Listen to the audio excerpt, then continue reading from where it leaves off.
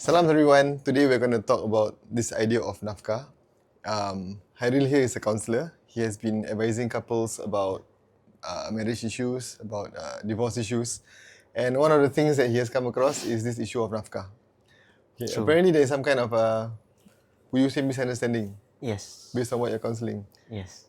And this is based on a recent session with a couple, or? I would say many months ago lah. So Okay. the case has been What was the issue? Resolved. Closed. Sorry? The case has been resolved. Yeah, it's been resolved. Yeah. So the issue was, with regards to the issue, okay. So the background is the husband is a working husband, a working father. I would Okay. say they have 2 kids, and then the wife has the ability to work, but doesn't see the need to work, or more to she doesn't want to work at all. Okay, so she has the ability to work in the sense that she was previously working Yes, and earning well, correct. and then after marriage she decided not to work anymore. Yes. Okay, that's fair. Okay. That's So the issue started to become, I would say, worse when they started to plan financially with regards to purchasing a house. okay. Yeah, so the issue started way back when they started to apply for a house. So initially she wanted a 5-room, but unfortunately, according to the husband, he mentioned that he cannot afford it. Okay. How many kids do they have? To have two Two. kids, yeah. So so 2 kids, and then she doesn't see the need to work because Okay. her belief or her understanding of nafkah is the husband has to provide for everything. Okay. Yeah. So her idea, her mindset is husband has to provide for everything. But the husband says that we cannot afford. Yes. But the husband agrees, I'm going to provide everything. Correct. But there are things that we cannot afford. Yes. And as long as we are contented and safe. Do they discuss this before marriage? Unfortunately, no. So No. yes, I did ask them in terms of did they go for marriage courses. Okay. They did go, but I think they weren't. It wasn't explained properly, or they did not understand the full concept of nafakah lah. Basically, yeah. So it prolonged until there were frequent arguments in their parents' home, which is technically the wife's side. So like with regards to I always wanted a 5-room, and then but you are unable to afford it, and then the husband said if you really want a 5-room, then you have to support me, and then the wife arguing back, it's not. Why should I support you? Correct. I am the wife. Yeah. So like she kept saying that you are the husband in Islam, you need to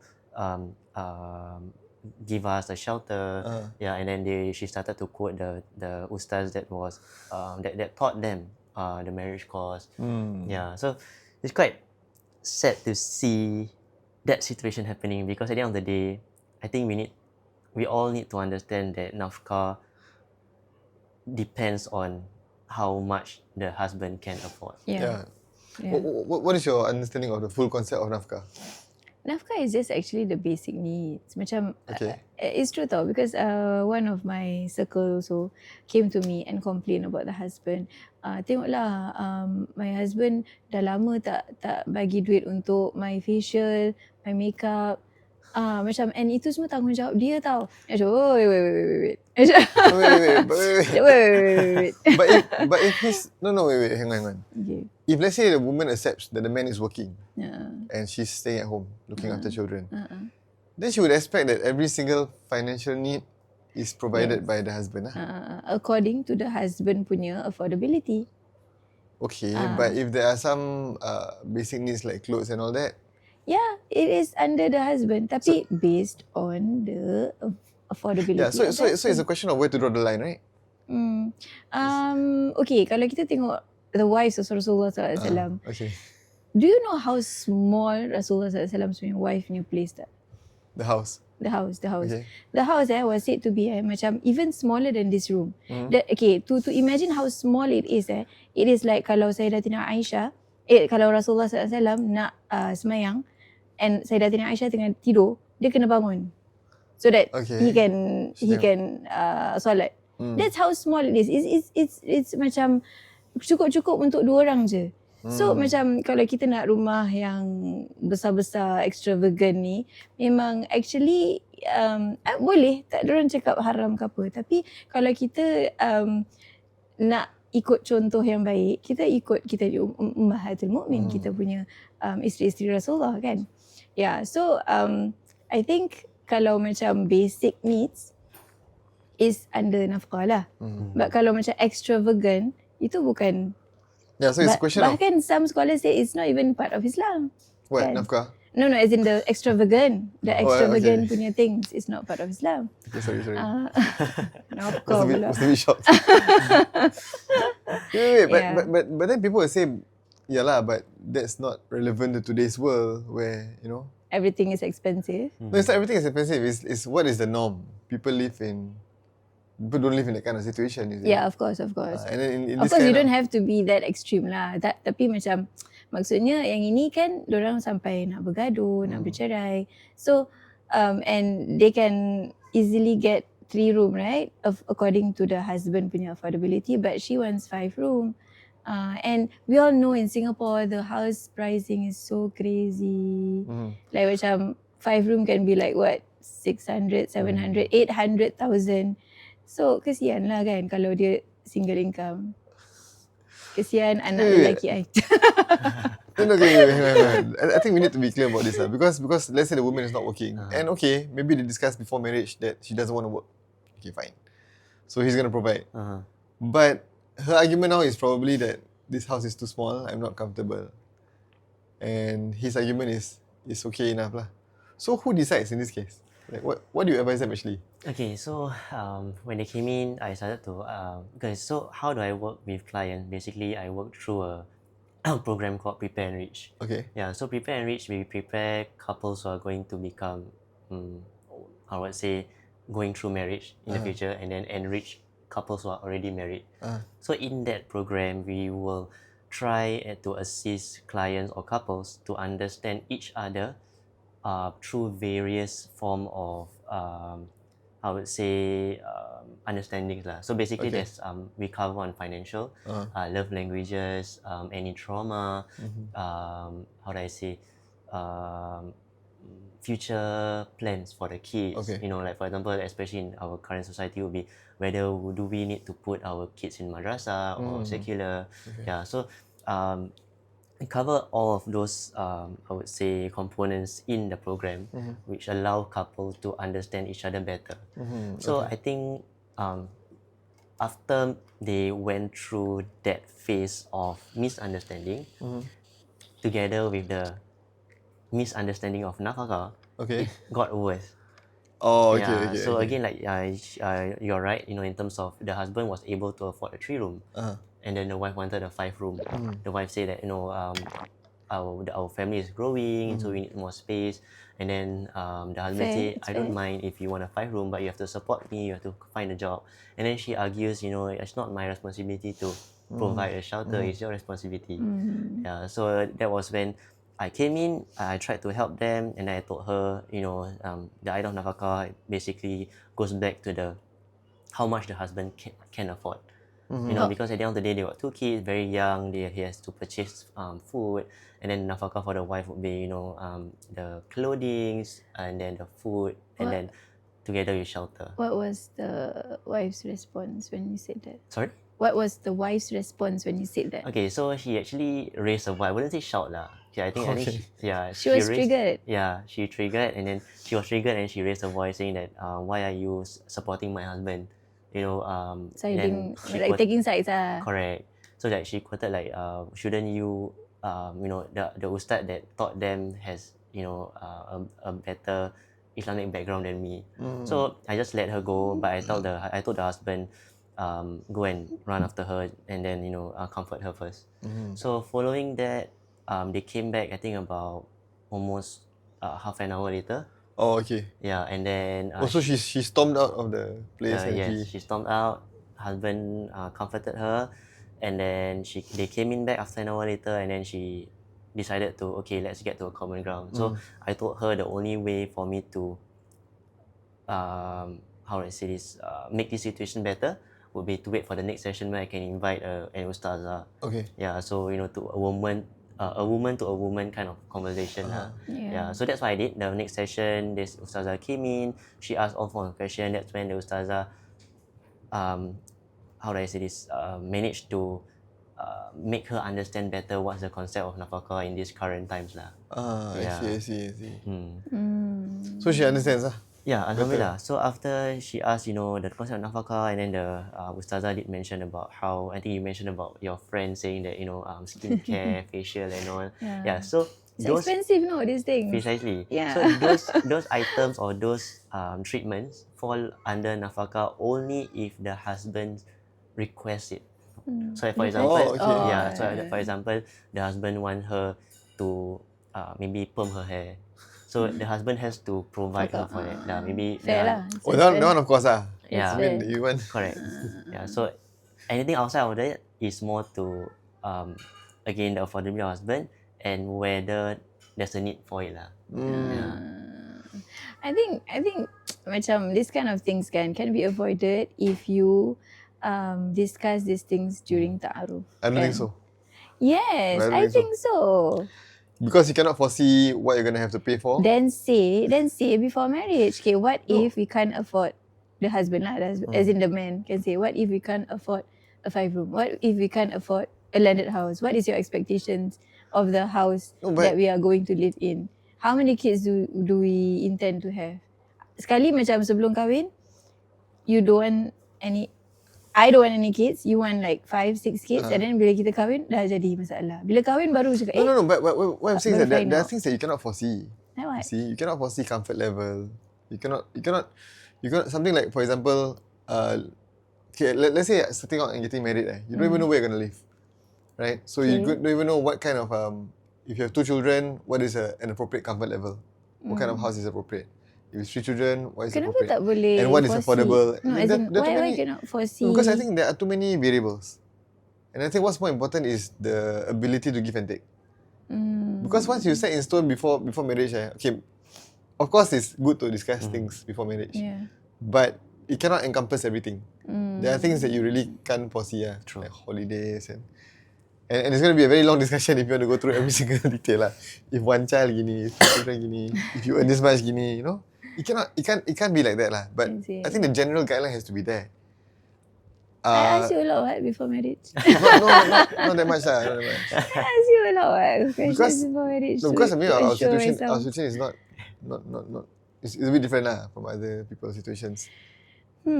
Okay, anyways, I also want to say to women out there, kalau if you want like 5-room HDB or like landed house, you don't marry a man who cannot give you that. No lah. How to say that? You marry lah someone who can give you. No, but at the outside, at extravagant the outside, you might not know. You might know what is his. Yeah, that's why I say plan about the finances even before marriage. Yeah, so that's Are you where gonna? and rich Yeah, are you actually going cover to? that. Are you going to work or not? And then macam what if I want to stay home, I don't want to work, can you still afford it or not? Macam gitu lah. These kind of things can be avoided during discussions before marriage. I tengok this young couples, kalau macam they ta'aruf, they will be like macam, tengah buat apa, what's your favourite colour, nak makan kat mana. All these are not important. Like macam ask questions that about marriage lah, that can help you in a marriage in the long run. Yeah, so I feel that this is something that young couples should do. It will benefit them a lot. And then macam kalau tak serasi, then okay, thank you, next. Ada banyak options out there. So tak ada emotional attachment yet before going through these questions. Faham tak? So, but he cannot advise them that lah. Okay, He cannot advise you to marry him. Yalah, of course lah. Divorce is like the last option kan. Yeah. So she has to give and take lah. So did she? Yes, she did. So after the ustazah explained to her, quoted, I think books from the Rawdatul Talibin, the book of Imam Shafi'i, and then she quoted other other scholarly opinions also. Then the lady was able to understand better. So after that, what they did was, I think what I remember the last session, they proceed on with a 3-room, according to what the husband can afford, but with the plans of selling it after 5 years and see what they can do with that after selling the house lah.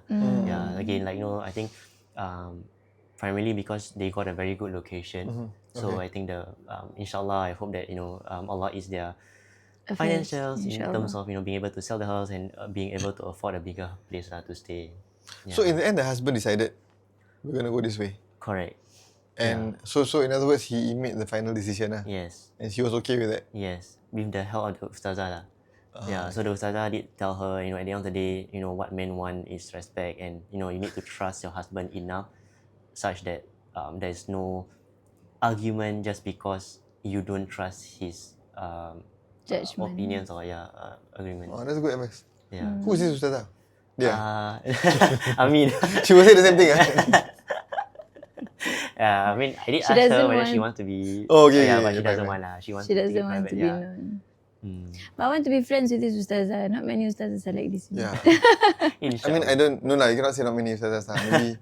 Maybe there are, but There are lah, of course. There are lah. no, but to advise a person and to understand that your husband is responsible for his decision.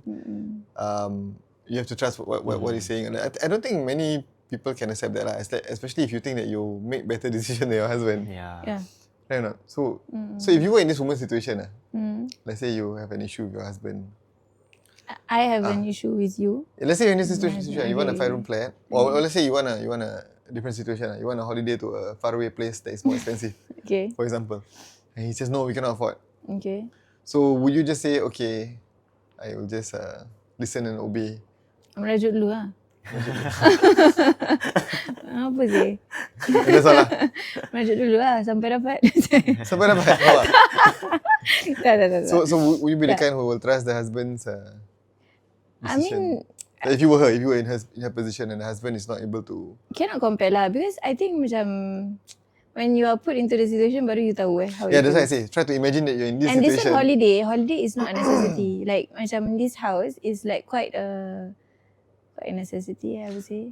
Macam it's more important than a holiday. Holiday is just Okay, one so what would you off. say to your husband let's say it's a house situation? What would I say to my husband? Oh, it's okay, saya redha. Betul tak? Really? InsyaAllah. I mean, kalau tak apa nak buat macam mana? No, but you feel really very uncomfortable. Oh, And it's if a small- if I really feel that it's uncomfortable, then I will work lah and help my husband. Okay. Uh, But if he doesn't like you to work? So he says, but- no, you stay at home and look after the children. I'm going to work, I'm going to earn money, but my money is only able to afford a 4-room flat. Okay, you tanya I Islamically ke apa yang I akan buat? Sebab benda tu dua benda yang berbeza. What will you do? Susah Okay, kalau I will- Islamically? Kalau Islamically, of course, I would redha lah. Redha with whatever that he decides. Redha with whatever rezeki that Allah has in store for us. And with the intention, insyaAllah, if I sabar now, if I take care of the house now, insyaAllah, Allah will give more barakah and increase my husband's wealth with more. But that's not what you will do. No. Susah It's difficult. I think it's That's why difficult. macam yang the girl triggered kan. I think it is Understood. for me, if these things comes from a guy, also I feel like macam susah nak terima. But if it comes from a woman, it's better. Why is that so? I mean, What do you like for example, in her case, she knows what is right. She knows that this is the proper way to behave, but she finds it hard to behave that way. So how do you get people? Okay, usually I don't usually make them believe in a certain idea of mine or anything like that lah. So I usually try to make them compromise. But I mean, both of them need to compromise. Like for example, maybe in the client or couple case would be, I brought in the ustazah. The ustazah answered all her questions, and then after that, the ustazah asked her, so right now, if you want a 5-room, are you willing to work? They say, she said still no because she said that she really want to spend time with the kid. I think So she doesn't want to work lah. yeah, she doesn't want to It's work. not the husband tak Correct, kasi. because her belief is, I already married my husband. My husband needs to be responsible over everything. So that's the exact point that the Ustazah stressed on actually. So Okay. yeah, so she stressed on, she said that so now you mentioned that your husband is responsible over everything. So for every decision that he makes, he's responsible for it. So in the situation where you poke in something which may make him fall into debt, or maybe make the marriage worse, and then how divorce can affect children, Yeah. then the sin is on you. So when the Ustazah made it clear, that's when the lady took a step back and then said that, okay, you think I will compromise in terms of the 3 room, and then for him is it that he will compromise in terms of, okay, let's try our best to after the MOP period, then they will sell the house and then try to find a bigger space and all that. I think macam kena be empathetic lah towards our husbands. I mean, it's the prices in Singapore are crazy. So I think women also have to empathize.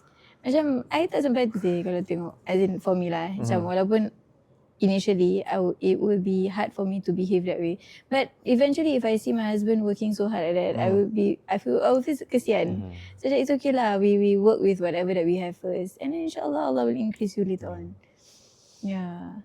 But it's quite hard lah to get many women to think that way. I think lah. I mean, I don't know, but I can empathize with this woman lah, right? I mean, I empathize with the men.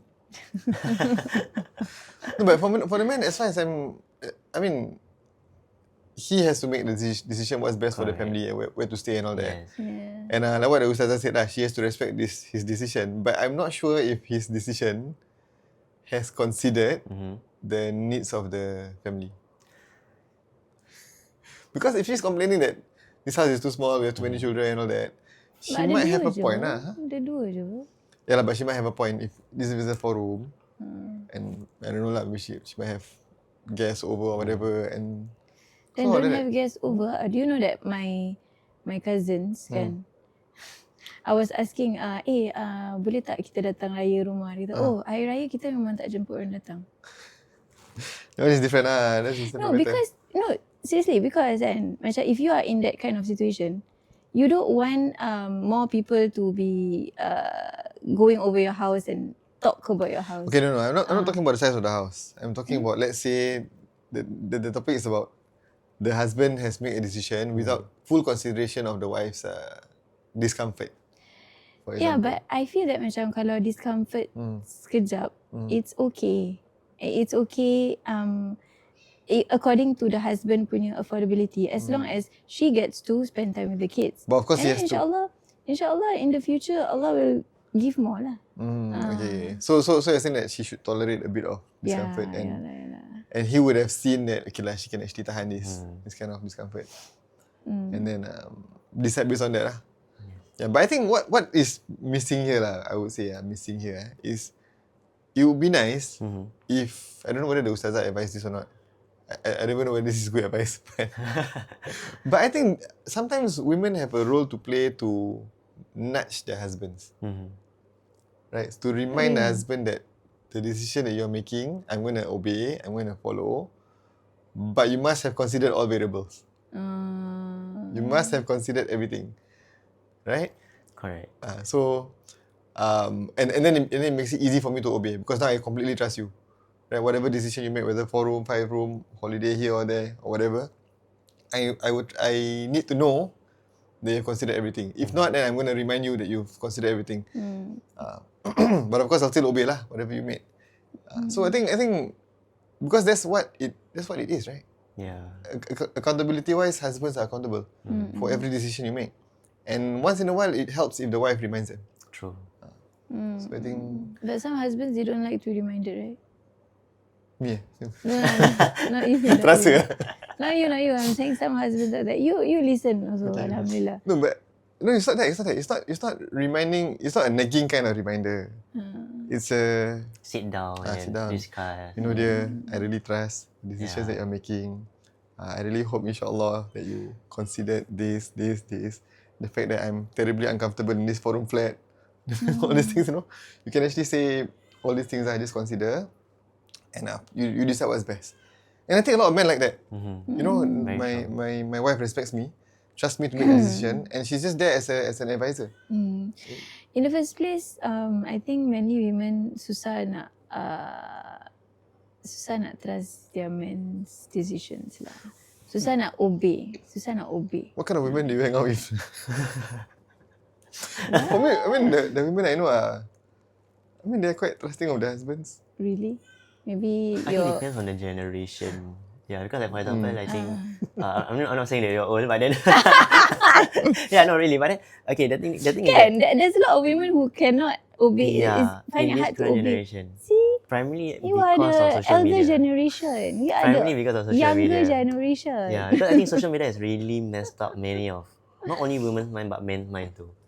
I think like yeah. So for example, I think through social media, then they start to compare what a good husband should be, what a righteous husband should be, and then how a husband should treat the wife, how the wife should be treating the husband. Okay. Yeah. So when they absorb or when they digest all this kind of information through social media, which can be fake, right?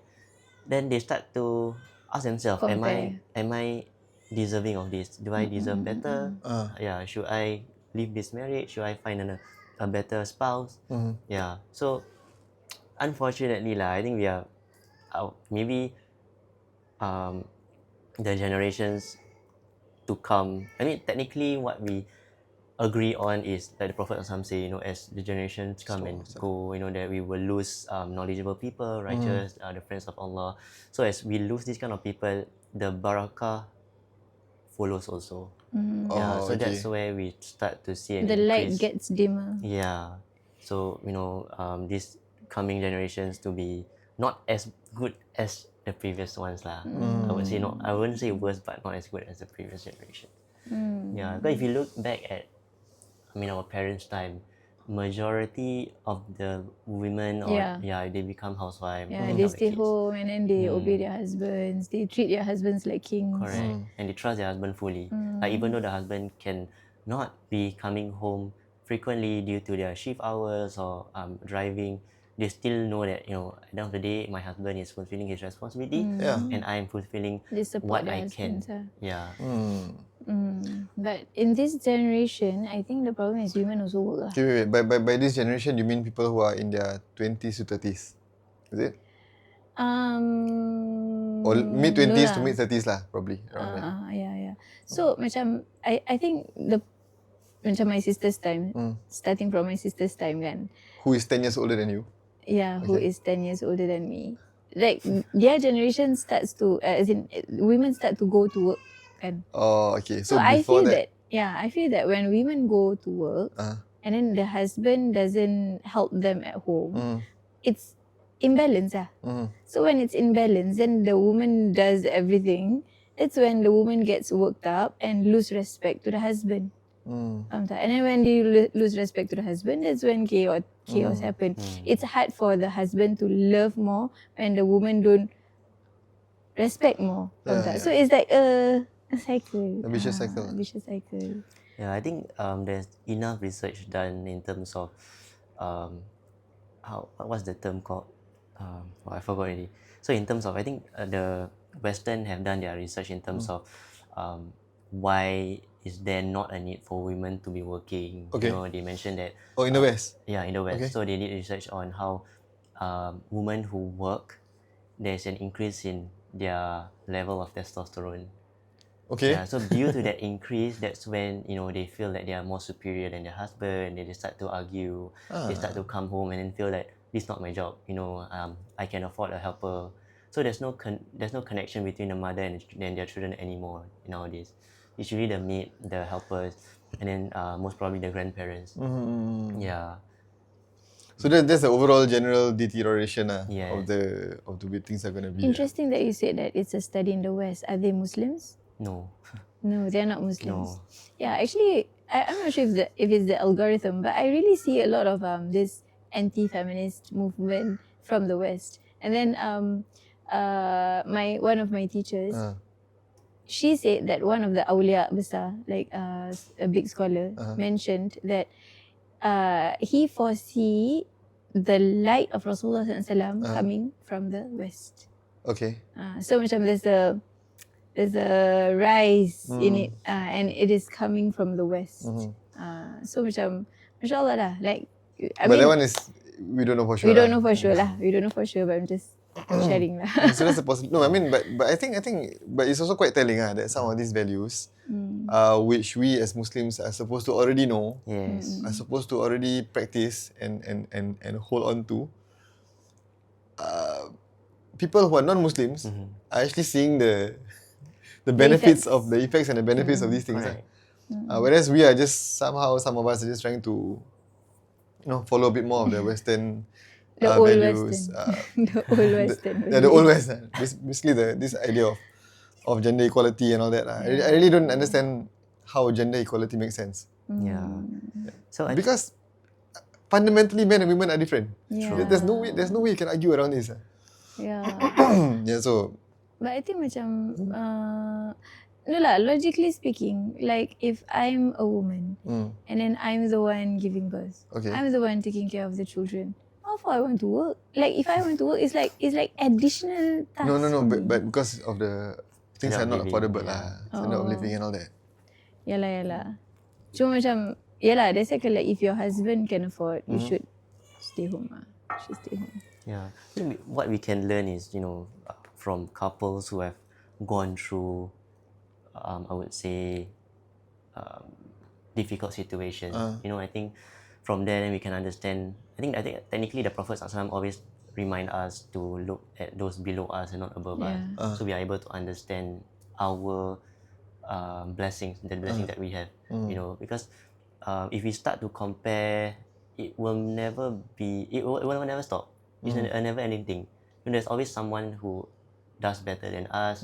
Yeah. So when we start to compare with those who, like for example, a person with 3-room and a 5-room, or 3-room and a condominium, or a person with a 4-room and then traveling overseas almost every month. Yeah. So the more we compare, the more problematic not only the marriage be, but also our internal self be. Because the moment we start to compare, we start to grow this envious feeling, which is not commendable actually. Which we have to guard against as well. Yeah. Right? So the problem is social media lah. Yeah. And I think like the root of many problems is ungratefulness lah. True. Like That's macam true. if you tahu concept of contentment, if you are grateful, you won't in the first place you will just accept anything that comes kan. But because the social media, okay, like 40 years ago, people don't have social media, so people would just compare when they meet. Kau tahu laki aku kasih aku ni tau gelang ni, whatever. Or like rumah besar ke apa, or like you nampak jiran physically reno, or like bawa masuk sofa baru, TV baru. But right now it's on our phones. It's everywhere. So macam it is becoming even more macam teruk lah. And it's harder to control this nafs of wanting more, and like this nafs of envy. So did you detect that this was the issue that the woman was facing? It's because she saw her friends Okay. having a 5-room flat. She did not talk about her friends lah, but I think it's more of an understanding of what the husband should be providing. Okay. And also, of course, I think the variable that you mentioned was they wanted to grow the family in the future. Yeah, so the need. I don't think that one is to compare herself in social media. It's just she was uncomfortable in a small she was house. just Okay. uncomfortable, yeah. Because there wasn't any issue of her wanting a 5-room and then wanting to travel, wanting expensive, luxurious good. No, it's more to a house kind of thing lah. Okay. Yeah, so I don't see Probably she would think of as an investment as well. Like macam you can earn more afterwards. Yeah. But I think I believe the husband has already weighed the Pros and the cons. cons of purchasing a 5-room. Okay. So that's where they compromise and then live with a 3-room and then planning to after 5 years MOP sell the house and then find a bigger place to stay. But it's quite difficult to predict these things before marriage. True. Right. So I think this is another thing that I want to talk about lah. Because it's almost impossible to predict what's going to happen and how you're going to feel later on and so on. There has to be the importance of give and take. But then there are some situations that I feel maybe might not be relevant to this particular case, But let's say if the woman in your case wanted to buy a 5-room flat, Okay. let's say along the marriage, after 1 or 2 years getting married, maybe the husband became more religious. Okay. Either that or the wife became more religious. Because, right, there are many variables, Yeah, right? yeah. And one of the variables is people become more spiritually inclined and so on. And he starts listening to a few ustaz, a few podcasts. And then after that, Once upon a Christian podcast. and then after a while, he realized that, okay lah, let's not be so wasteful. Let's not buy a 5-room flat because Rasulullah I don't want to. tinggalkan No, kecil.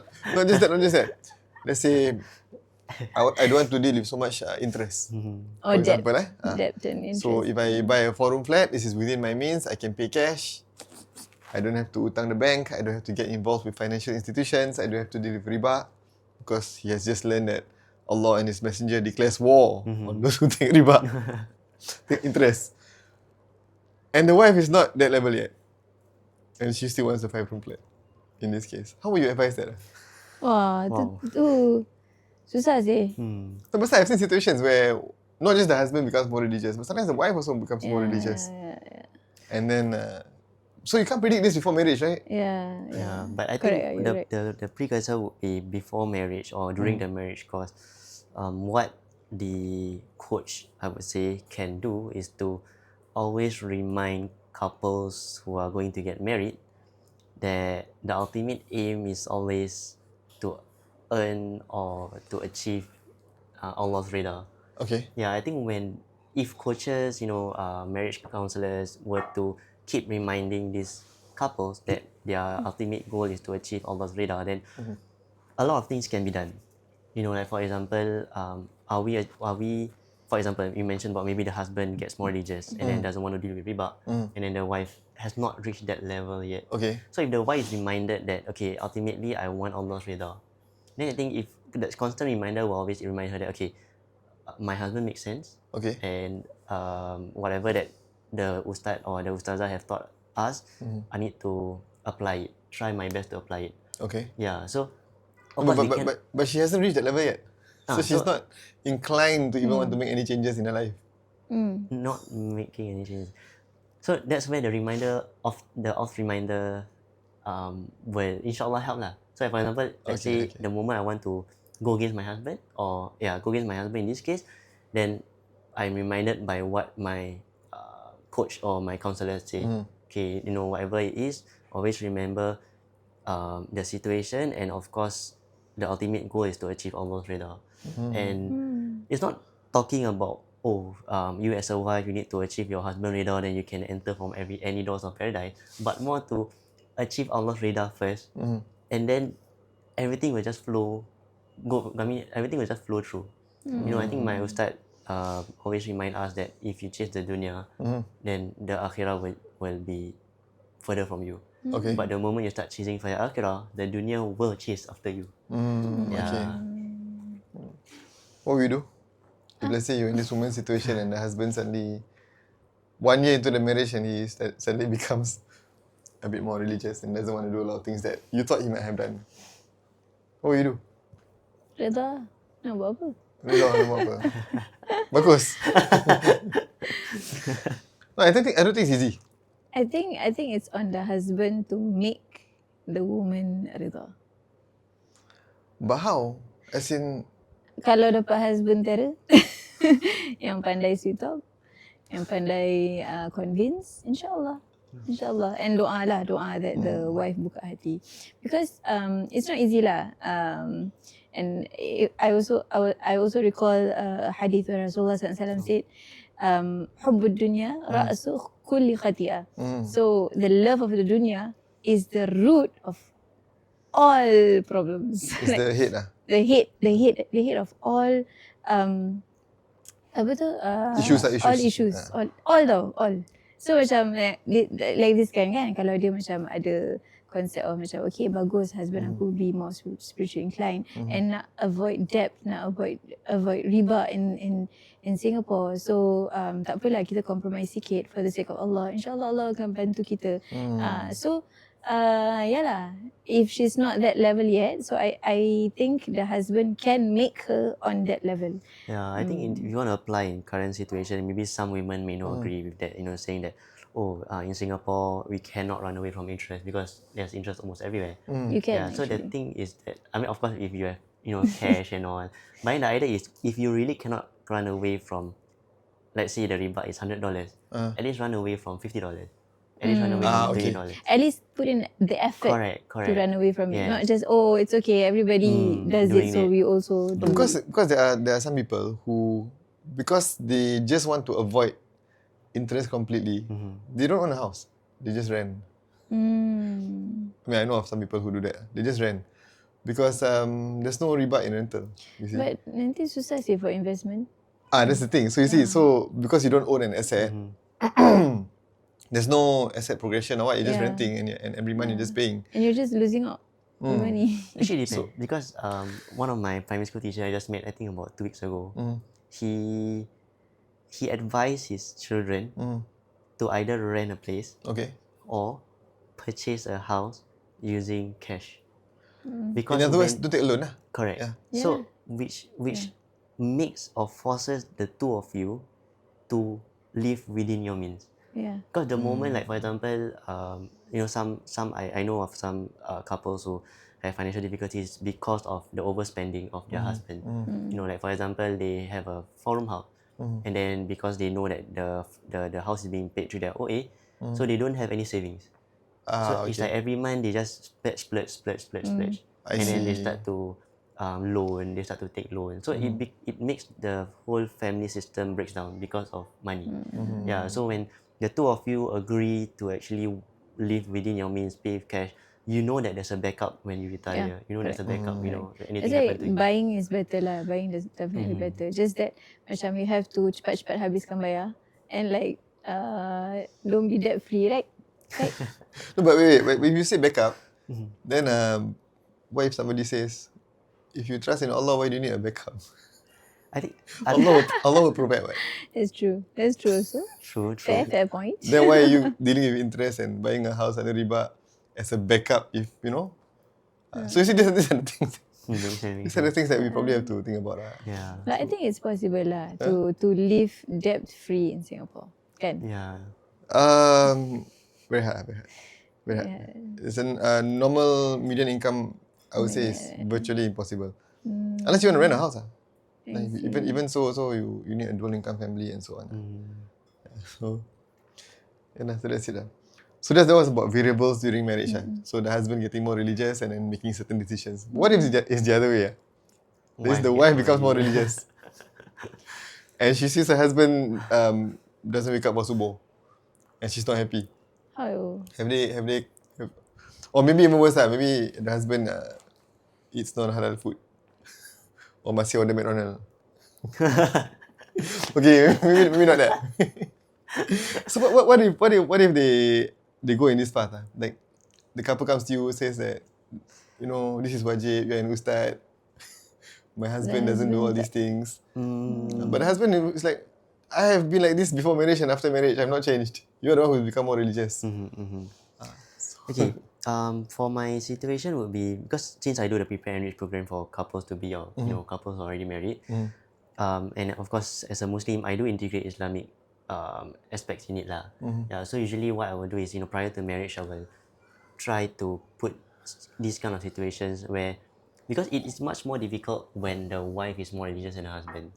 Okay. Yeah, because technically, if the husband knows that the wife has to listen to her, then the wife will be torn between, should I go against my husband or should I just practice my own religion? And this just came out, I think, about a week ago in Malaysia. So the husband did li'an to the wife. So like, for example, if what's that? Li'an. Kirakan, for example, the husband tell the wife, if you don't sleep outside today, lanat. so jatuh talak satu. Yeah, so all these kind of thing, and apparently they will start.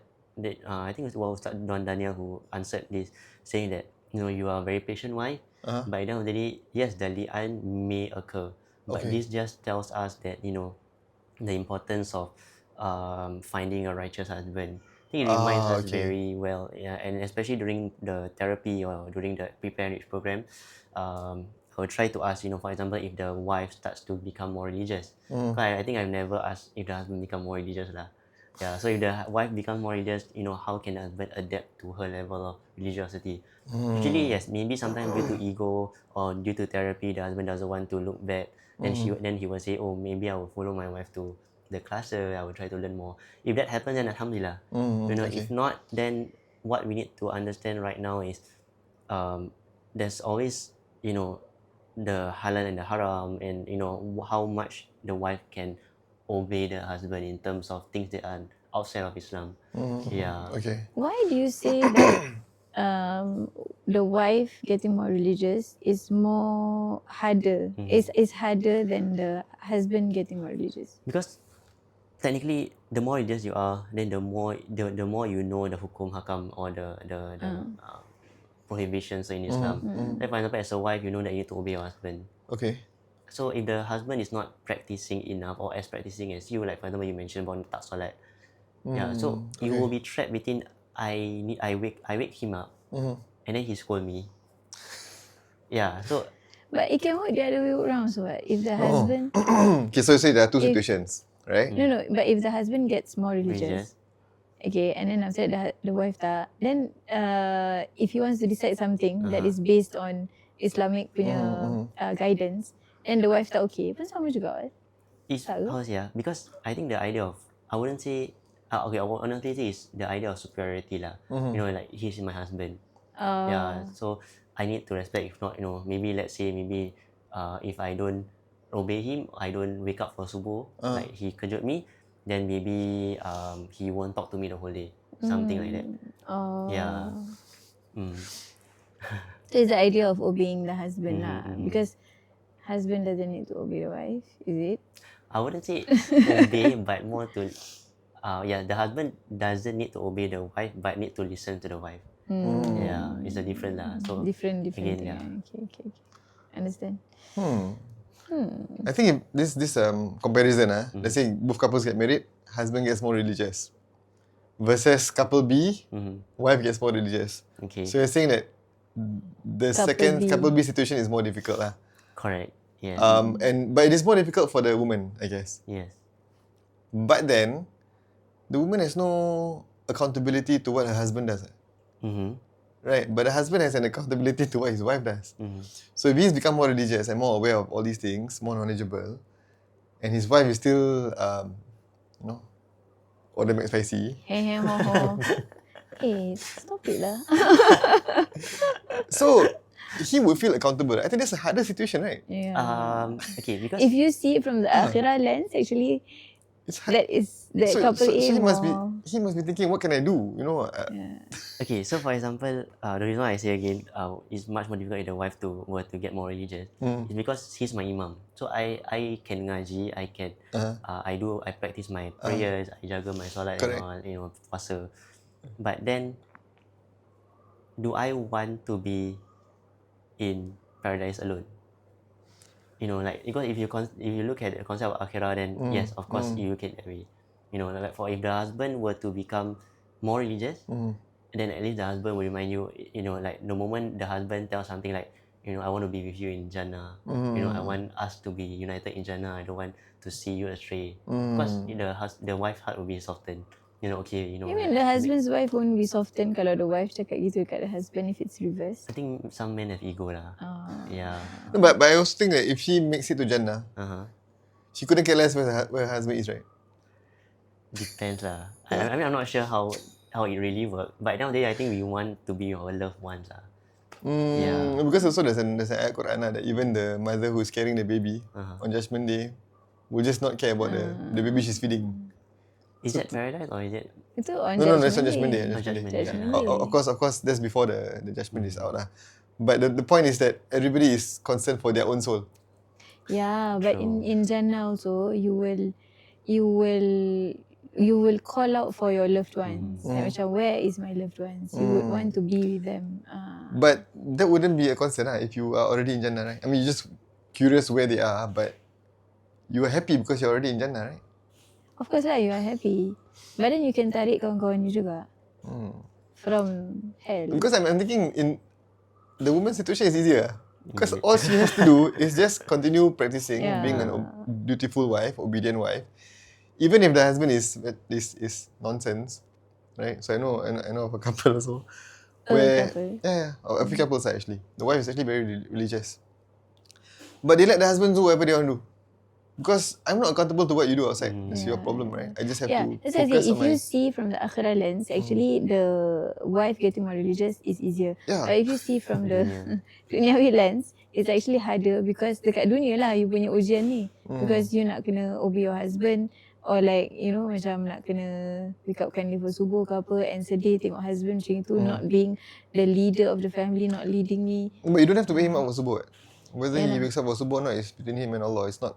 You're not accountable for that. Yeah, I know. Whereas if it's the other way around. I know, but in the dunia sense, the woman will feel the pinch lah. Tapi kalau you tengok from akhirah lens, of course that is better. Actually, maybe that's why we need to study a bit more of what the Quran teaches us. So there are examples in the Quran where we have husbands who are prophets, prophets, the best among people, and the wives are terrible. Macam Prophet Nuh alaihissalam. Prophet Nuh, Prophet Lut. Like the wives are terrible. So what did they do in those situations? And the reverse also ada Fir'aun and Asya. Fir'aun and Asya is a religious woman kan. Yeah, so banyak. And there's also the example where both are terrible. Abu Lahab and his wife. Right? And both are good. Rasulullah SAW and Sayyidatina Khadijah. So, the one not in the Quran lah. Okay lah, no, but it's in Sirah. That's in the Sirah. Yeah, so insyaAllah, a lot of things that we have talked about, a lot of things to consider. May Allah bless all of our marriages. And may we be inclined to seek more knowledge, and we build societies and families that have taqwa in Allah SWT. Okay, next time, Assalamualaikum warahmatullahi wabarakatuh.